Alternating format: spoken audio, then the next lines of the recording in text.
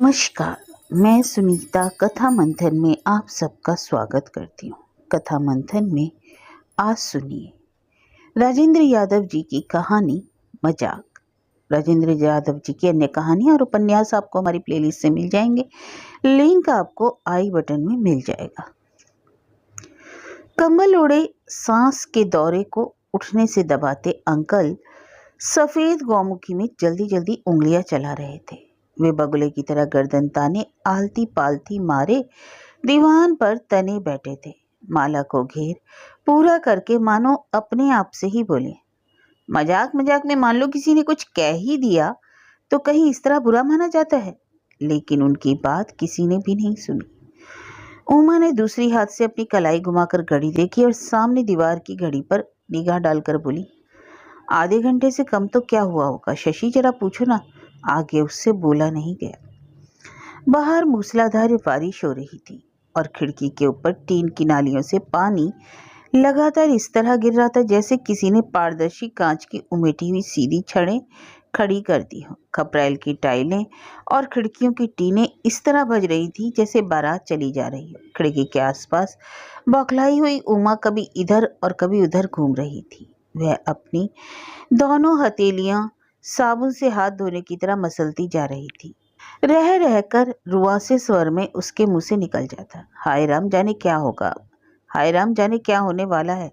और भयानक मानसिक उत्तेजना से एक एक मिनट बाद खिड़की के बाहर झांक लेती, लेकिन वहां बारिश में भीगते पेड़ पीटे कुत्तों से सहमे खड़े थे।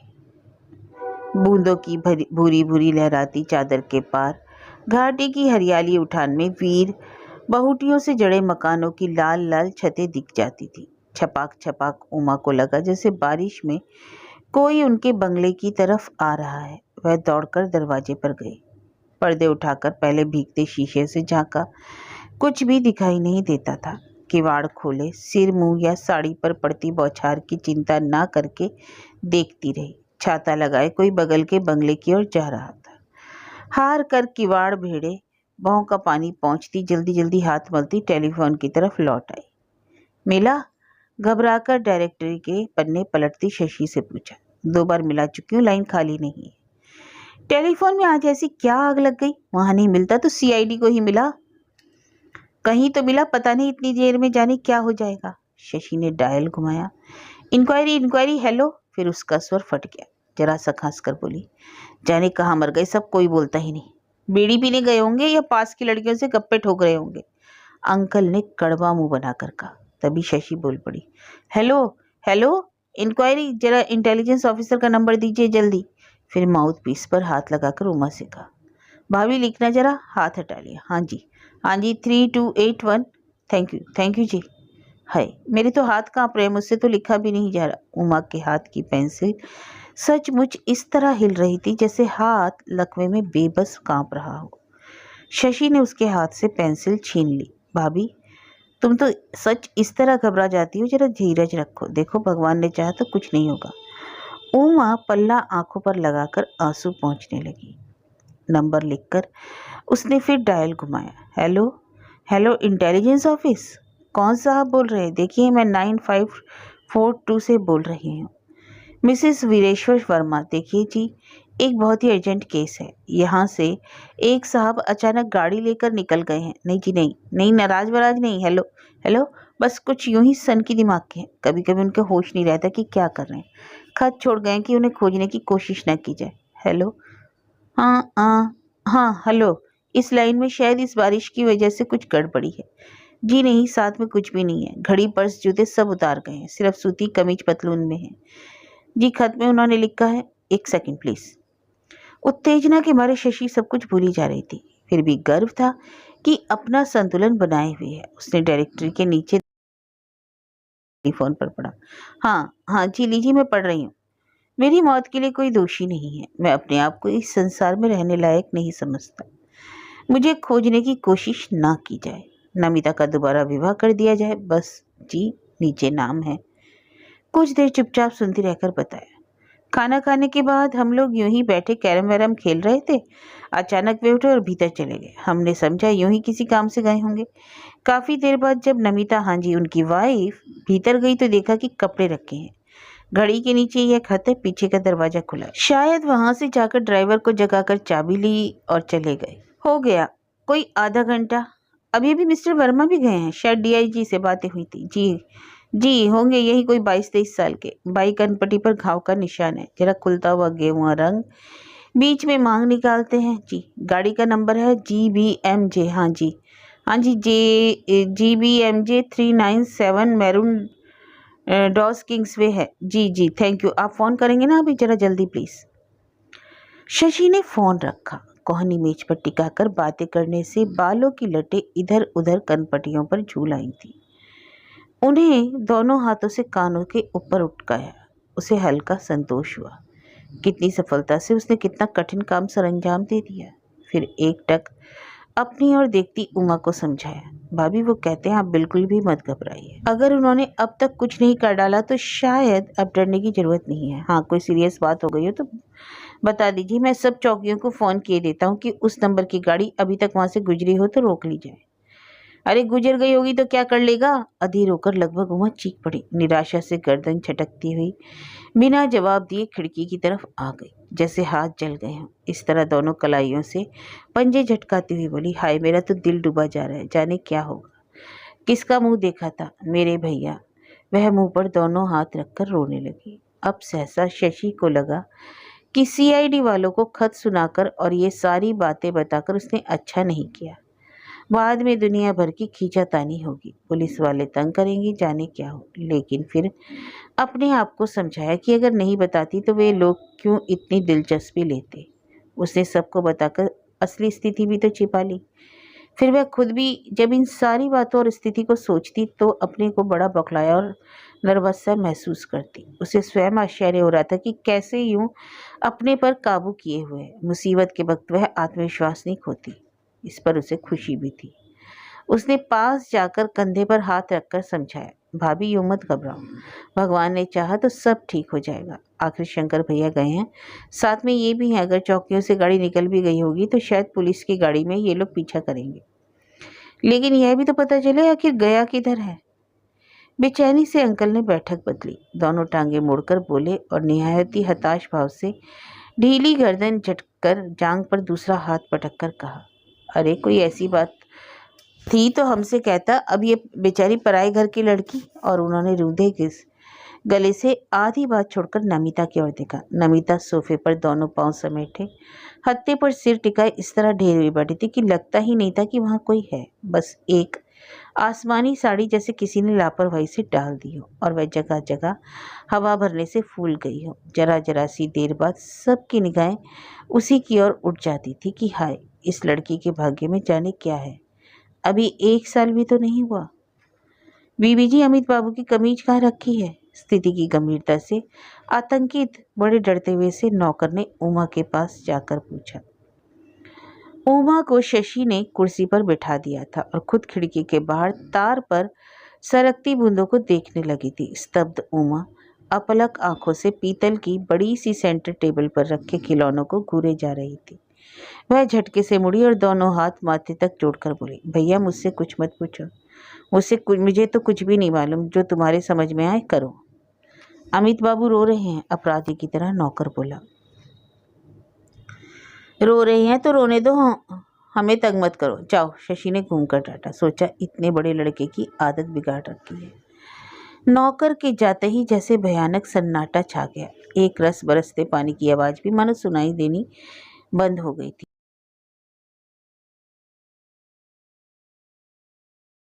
से दस्तक पड़ेगी या अभी इसी क्षण टेलीफोन की घंटी बजेगी। कोई झपट कर उठाएगा और फिर एक चिक के साथ टेलीफोन हाथ से छूटकर गिर पड़ेगा। शशि को रह रहकर आश्चर्य हो रहा था कि इतनी बड़ी घटना हो रही है। एक आदमी आत्महत्या करने गया है, खुद उसके घर आकर ठहरा हुआ एक निकट रिश्तेदार। ना वह घबरा रही है न रो रही है, मानो यह सब कुछ सचमुच हो रहा है। इसका उसे विश्वास ही नहीं होता। घन घन करके टेलीफोन बजा तो शशि भूखी चील की तरह टूट पड़ी। अंकल की माला रुक गई। चीख कर उठ खड़ी। उसने आगे बढ़कर मेज पर दोनों हथेलियां टिका ली। नमिता ने सिर उठाया, जैसे दिल की धड़कन होठों पर आकर रुक गई हो। 9542, नहीं जी, रॉन्ग नंबर। यहाँ कोई फर्नीचर नहीं बिकता, आप दोबारा डायल कीजिए। और होठ कसकर शशि ने जोर से रिसीवर दोनों हाथ से खट से वापस रख दिया। नाक से हवा निकली। मन हुआ टेलीफोन को उठाकर पटक दे जोर से जमीन पर। धनुष की खिंची प्रतियन जैसा वातावरण ढीला हुआ और छुटी हुई स्प्रिंग सी अटकी सांस लौट कर आई। जिस टेलीफोन की आशा नहीं आशंका कर रहे थे, यह तो वो नहीं है। नमिता ने फिर सिर हत्थे पर टेक दिया। उसके बिना तेल के धुले बाल वहां पर बिखर आए। शशि अपनी जगह से उठकर अपने कपड़े समेटती धीरे धीरे चलकर नमिता वाले सोफे के दूसरे हत्थे पर आहिस्ता से बैठ गई। बड़े हौले से उसके रूखे बालों पर हाथ फेरा। घुटे हुए भीगे स्वर में कहा, नमिता घबरा मत, दिल कड़ा कर। इतनी समझदार होकर तू ऐसे करेगी तो कैसे होगा? देख, भगवान ने चाहा तो सब ठीक हो जाएगा। नमिता ने सिर उठाया और मुड़कर जोर से बैठी हुई शशि की जांघ पर पटक दिया। मैं क्या करूं दीदी? वह रोने लगी। शशि सिर्फ उसके हिलते कंधों और रूखे बालों को सहलाती रही। नहीं नहीं, इस तरह हिम्मत नहीं छोड़ते निम्मी। खुद उसके गालों पर आंसू ढुलक आए। मगर आज वह नमिता की स्थिति में होती तो क्या इसी तरह शांत बैठी दूसरों को समझाती होती? मान लो बंटू बाबू की जगह वीरेश्वर ही गए होते। नमिता ने अपने शरीर का हर भाग ऐसी सावधानी से कपड़ों में छिपा लिया था मानो अपने मनूस अंग की उंगली दिखाते ही उसे शर्म आ रही हो। अभागिन। उमा फिर खिड़की के पास जाकर बरसते पानी को देखने लगी। थोड़ी थोड़ी देर बाद कराहने की सी आवाज निकालकर अंकल भकुओं की तरह चारों ओर ताक रहे थे। शशि नमिता का एक हाथ अपने हाथों में लेकर उसकी कलाई और उंगलियों को सहलाती सांत्वना देती रही। नमिता के नाखून बड़े सुंदर हैं, जैसे प्याज के भीतर का चमकदार गुलाबी झलक मारता रंग हो। उसकी पतली पतली काली चूड़ियों पर हाथ फेरते हुए अचानक उसे लगा, हो सकता है बात इतनी भयानक थी कि उसे सोचते डर लग रहा था। टक टक टक टक लगता था जैसे एक बड़ा भारी पेंडुलम इस दीवार से उस दीवार तक हिल रहा है और इन सब लोगों को तहखाने में बंद करके टाइम बम रख दिया है। इस तरह सबकी निगाहें और कान टेलीफोन पर लगे थे, जैसे इस बार की टक के साथ बम फट पड़ेगा। पता नहीं कितनी चाबी और बची है, असली टक भी हो पाई या नहीं। घुटन का अजगर वातावरण में बैठा जहरीली सांसें छोड़ रहा था। रह रहकर फुरहरी दौड़ जाती थी, उफ जाने क्या होगा। भगवान के दरबार में सच्चे दिल से प्रार्थना करना समाप्त करके अंकल ने इतनी देर बाद मानो ध्यान हटाने को फिर अपनी बात दोहराई। मजाक मजाक में मान लो किसी ने कुछ कह ही दिया हो तो कहीं इस तरह बुरा माना जाता है? पता नहीं ये आजकल के लड़के भी काहे के बने हैं। जब हम इतने बड़े थे। शशि को बड़ी चिंचिनाहट छूट रही थी। अंकल इस वक्त भी अपनी वही बेवकूफ़ी की दकियानुसी बातें किए जा रहे थे। कितने संकट का क्षण है, वे जरा चुप नहीं रह सकते। वे वीरेश्वर के दूर के चाचा हैं, लेकिन वहीं रहते हैं, पेंशन पाते हैं, सांस का रोग है, चेहरा कमजोर और बुढ़ापे की झुर्रियों से सूखकर छुआरा हो गया। सिर पर 1-1 इंच के सफ़ेद खड़े बाल और 4 दिन की बनी हजामत, बाहर की ओर निकले कान, चिपचिपाती आंखों के साथ चेहरे पर बेवकूफ़ी का भाव देखकर शशि को अजब सी अकारण झुलाहट होती है। हिलाकर उसने जवाब दिया, और कोई मजाक भी हो? उमा मुड़ी। उसके चेहरे की रेखाएं उमड़ती रुलाई और उत्तेजना में से अभी भी इस तरह कांप रही थी जैसे लहरों पर पड़ा कपड़ा कभी सिकुड़ जाता है, कभी सिमट जाता है।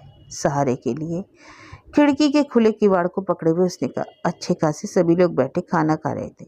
सभी तरह के मजाक होते हैं, रोज ही होते हैं। जो जिसके जी में आता है बकता है, कोई नई बात तो नहीं।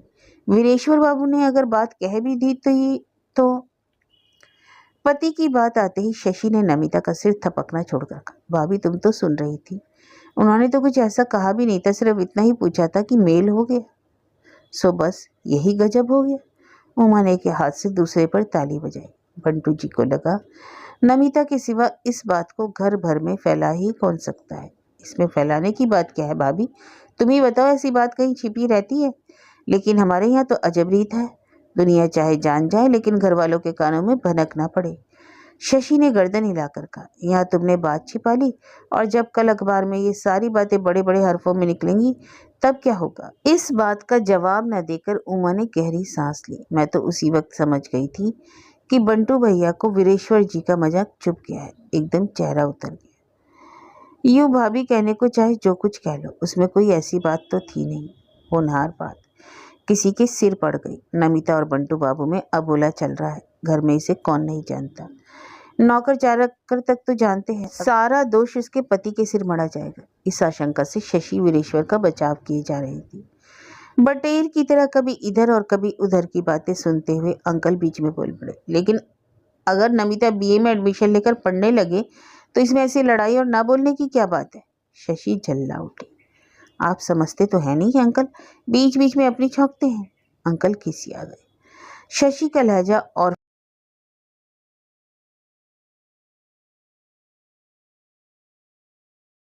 उसने मुलायम स्वर में बताया, अंकल जी बात यह नहीं थी, यह तो तय था कि यूं नमिता बीए करे। इसमें बंटू भैया इतना बुरा क्यों मानते हैं? कहीं किसी से इसने यह तो कह दिया, बताते हैं कि इनकी हरकतें देखते हुए कम से कम मौके पर अपने पाँव पर खड़े होने के लिए मुझे बीए कर ही लेना चाहिए। बड़ा तब भी खाऊंगी।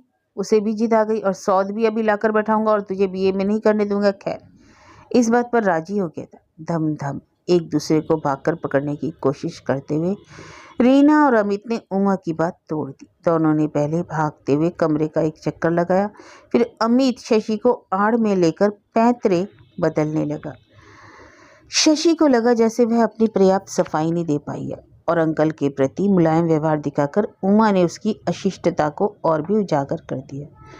कड़े हाथों से अमित को भीतर धकेलती हुई बोली, जाओ भीतर जाओ, अभी तुम्हें मना किया था ना। हम अपनी परेशानी में मरे जा रहे हैं और तुम्हें हुड़दंग सूझ रहा है। अपनी परेशानी की बात याद आते ही मनस्थिति की गंभीरता फिर नए सिरे से सारे वातावरण पर हावी हो गई। सब अपनी अपनी बात भूल गए। एक साथ ग्लानि कचोट उठी। ऐसे संकट के गंभीर अवसर पर भी सब अपना अपना मोर्चा साध रहे थे। साथ ही शशि को लगा कि स्थिति की गंभीरता को ही भुलाए रखने के लिए जानबूझकर वे लोग व्यर्थ की बातों में उलझे थे। खुशामद से उमा बोली, शशि पूछो ना क्या हुआ। शशि का एक कान फोन पर लगा था। उसने धीरे से थपक कर नमिता का सिर झांक से उठाया, जैसे कह रही हो, नमिता तुम तो गलत मत समझना। नमिता अपनी बड़ी बड़ी रुआंसी लाल लाल आंखें उठाकर डायल घुमाती शशि की पीठ देख रही थी। हेलो पुलिस हेडक्वार्टर जी, मैं 9542 से बोल रही हूँ जी। कुछ पता लगा? एक साहब गाड़ी लेकर। जी हाँ, वे ही लोग उनके पीछे गए हैं। डीआईजी उन्हें लेकर खुद गए हैं। जी देखिए, जैसे ही खबर मिले तो मैं फ़ौरन रिंग कीजिए। जी हाँ, हम लोग तो बहुत ही घबरा रहे हैं। चौकी पर खबर भेज दिए जी, बहुत बहुत शुक्रिया। फिर टेलीफोन रखकर बताया, कहते हैं डीआईजी खुद उन लोगों को बैठाकर जीप में पीछे गए। चौकियों पर कार का नंबर वगैरह तो सब दे दिया है। अभी तक कोई खबर नहीं मिली, लेकिन जल्दी ही कुछ सूचना मिलेगी। और यह पानी है कि आफत लगातार एक रस बढ़ते ही चला जा रहा है। शशि के मन में आया कि काश इस समय एक प्याला कॉफी का मिल जाता तो गरम गरम, लेकिन इस अवसर पर तो ऐसी बात सोचना भी अनुचित है। अजब अजब तस्वीरें उसके सामने कौंध रही थी। अंकल की सांस फिर उभरने लगी थी। उसे दबाने के लिए ठंडी हाय भरकर हाथों को कलाई से घुमाया और झटका देकर अपने आप से बोले, पागलपने में जाने क्या करे। उमा की ठोड़ी और निचला होठ कांप रहे थे। होठ को दांतों से समेटकर दबाए हुए उसने दोनों हाथ सामने छाती पर बांध लिए और बाहों की पर उंगलियों को जल्दी जल्दी चला रही थी, मानो जबरदस्ती आंसू रोक रही हो। मुड़कर बोली, शशि मुझे तो चक्कर आ रहे हैं, जाने क्या कर डाले, कहीं गाड़ी ही कुदा दे या पेड़ों से टक्कर ही मार दे। पहला ख्याल शशि को आया कि कंपनी के 40,000 गाड़ी के देते देते जिंदगी निकल जाएगी। बीमे और प्रोविडेंट फंड दोनों को मिलाकर मुश्किल से आधा हो जाएगा। उनके दिमाग में फिल्मों और अखबारों में देखी तस्वीरें कौंध गईं। टूटी फूटी मुड़ी तुड़ी एक गाड़ी पहाड़ी ढलान पर लुढ़कती हुई औंधी सीधी किसी पेड़ या चट्टान से अटक कर रुक गई, और बंटू बाबू विंड स्क्रीन तोड़ते हुए कपड़े के पुतले की तरह खड्डे में गिरते चले जा रहे। दूसरी तस्वीर, पीछे से जीप में पहुंचकर ये लोग देखते हैं कि एक भारी पेड़ से टकराकर गाड़ी चकनाचूर हो गई और उसके कलपुर्जे बिखर गए।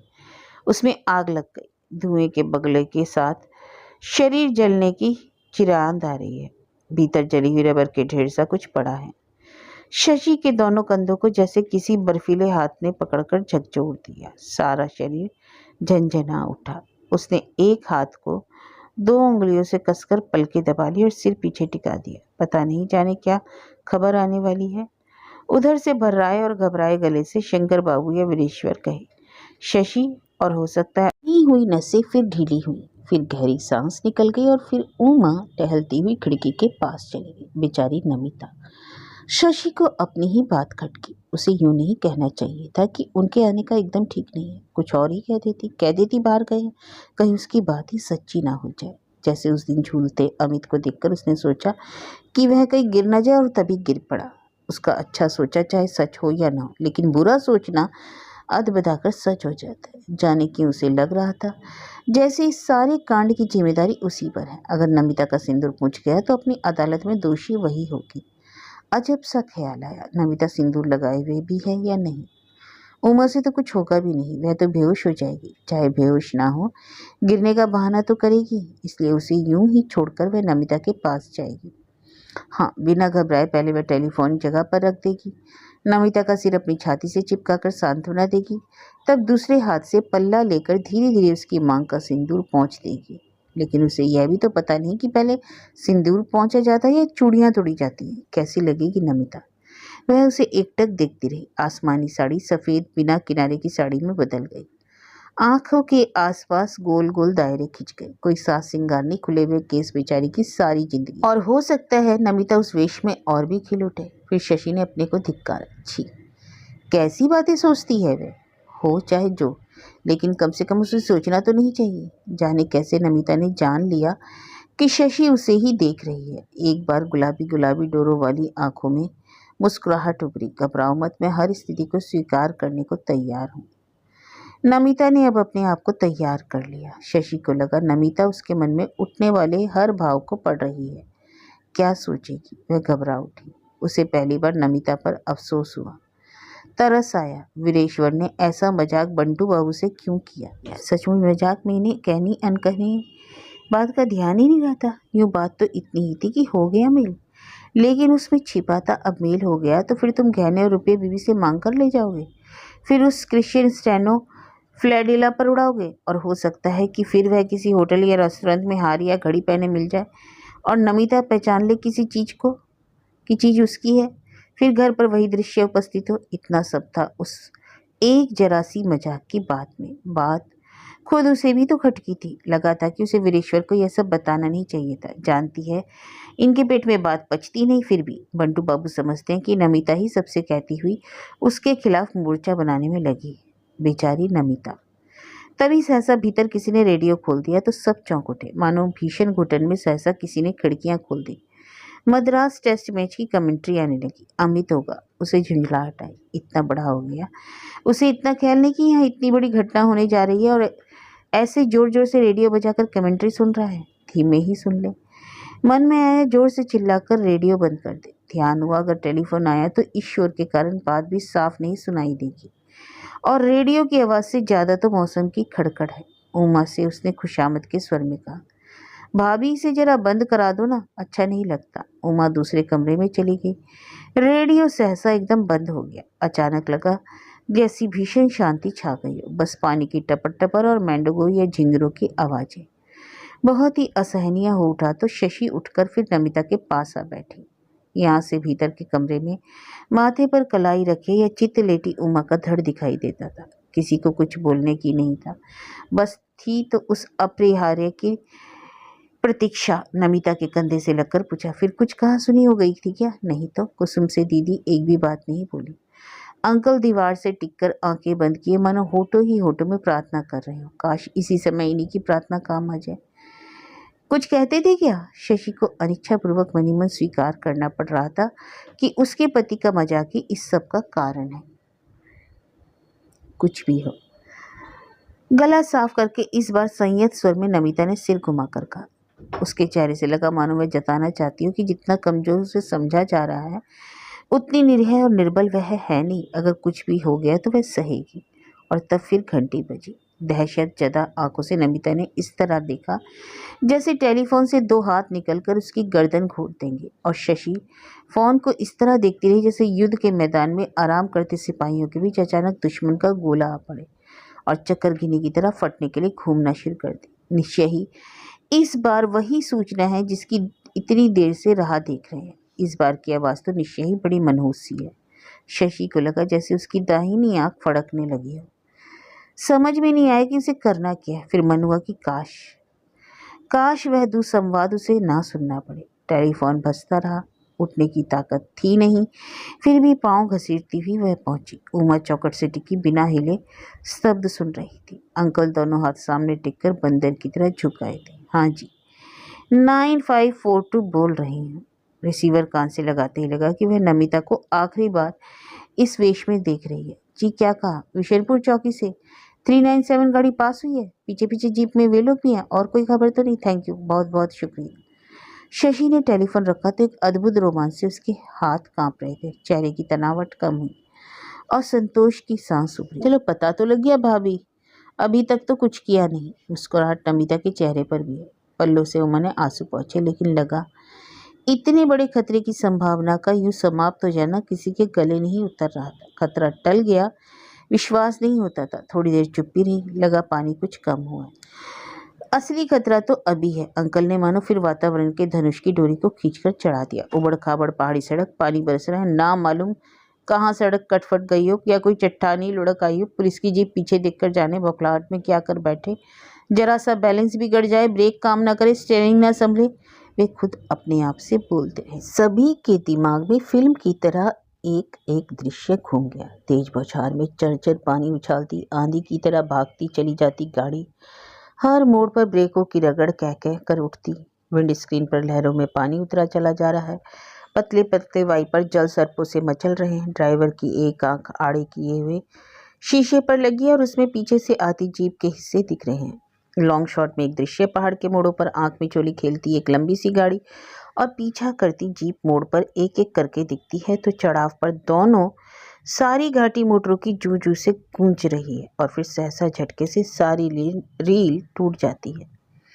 अंतिम सीनी बस कौंधता रह जाता। सड़क के मोड़ पर संभल न पाने के कारण पानी में फिसलती, अपनी पूरी तेजी से छलांग लगाकर पेड़ों के ऊपर से घाटी में कूदती लंबी सी गाड़ी और बुरी तरह झटका लेकर रुकती हुई जीप। शशि अचानक चौंकी। आया आकर पूछ रही थी, मुन्ना बाबू को गैलेक्सो दे दें या ओवल्टीन? उसके दिमाग में आया, ये नौकर बार बार बच्चों के बहाने आकर स्थिति का पता लगा रहे हैं। इन्हें भी तो लगा होगा कि आखिर क्या हुआ। और नौकरों की चालाकी पर उस स्थिति में भी वह मुस्कुरा पड़ी। नरमी से आया के संयत चेहरे की गंभीरता से देखती हुई बोली, आया, उसे ओवल्टीन पिला दो। और फिर दिमाग में आए हुए दृश्य को जबरदस्ती जुटलाकर बोली, अब तो मेरा मन कहता है कुछ नहीं होगा, भगवान से मनाओ कुछ ना हो। और इतनी देर में पहली बार उसने सच्चे दिल से भगवान से प्रार्थना की कि प्रभु जैसे भी हो इस बार पति की लाज रख लो, फिर जो इच्छा हो सो करना। आया चली गई थी। उसके मन में आया, नमिता से प्यार से डांट कर कहे, यहाँ खड़ी क्यों है, जाकर भगवान से प्रार्थना करो कर बुद्धू। तू नहीं जानती तेरे ऊपर आई कितनी बड़ी मुसीबत को उन्होंने टाल दिया। लेकिन अभी यह सब कहना सोचना ठीक नहीं। हो सकता है सारा पासा ही पलट जाए। अंकल उमा से कुछ कह रहे थे, उसने नहीं सुना। यही कह रहे होंगे कि बंटू को पहाड़ पर गाड़ी चलाने का अभ्यास नहीं है। फिर टेलीफोन बजा। इस बार उधर शंकर थे। हाँ शंकर भैया, मैं ही हूँ शशि। पेट्रोल बिल्कुल नहीं बचा था क्या? तभी टकराई वकराई तो नहीं? खैर गाड़ी की खर्चे तो ठीक हो जाएंगे। कुछ और तो नहीं हुआ ना? आनंद से उसकी आंखों में आंसू आ गए। फिर भी मजाक में बोली, थोड़ा और पेट्रोल डलवा दो ना, जरा और रेस हो जाए। आए तो बंटू बाबू यहाँ। भाभी तो अपने भैया को जब तक आंखों से ना देख लेगी उन्हें चैन नहीं पड़ेगा। फिर खुद उसने टेलीफोन पटका और बच्चों की तरह ताली बजाती उछल पड़ी। ऊपर की ओर हाथ जोड़कर अंकल रो पड़े और बस जैसे गहरे पानी के दम घोटू तले से उभर कर ऊपर आ गए। मानो इतनी देर में पहली बार सांस ली। उमा धम से धरती पर बैठ गई, जैसे मीलों की चढ़ाई पैदल करके आई हो। ओस लदे फूल सी नमिता मुस्कुराई, मानो वह पहले से ही जानती थी कि कुछ भी नहीं होगा। एक क्षण को सब कुछ रुक गया। फिर शशि बोल पड़ी, आने दो बंटू बाबू को, ऐसे आड़े हाथ उड़ूंगी कि याद रखेंगे। पूछूंगी ऐसा मजाक भी किस काम का, हमारे तो प्राण ही निकाल लिए। हंस कर कहा, भाभी तुम्हें दिल का दौरा नहीं पड़ा? मैं तो डर रही थी कि कहीं तुम्हें दौरा पड़ गया तो ऐसे में संभालना भी मुश्किल पड़ जाएगा।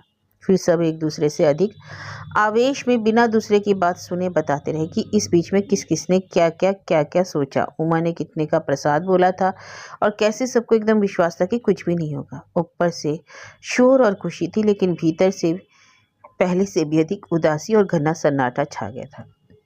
लग रहा था जैसे उनके साथ गहरा धोखा किया गया, मानो दिन भर की तैयारी के बाद कोई दुनिया भर की मुसीबतें उठाकर खेल देखने पहुंचे और वहां जाकर पता चला कि खेल तो स्थगित हो गया।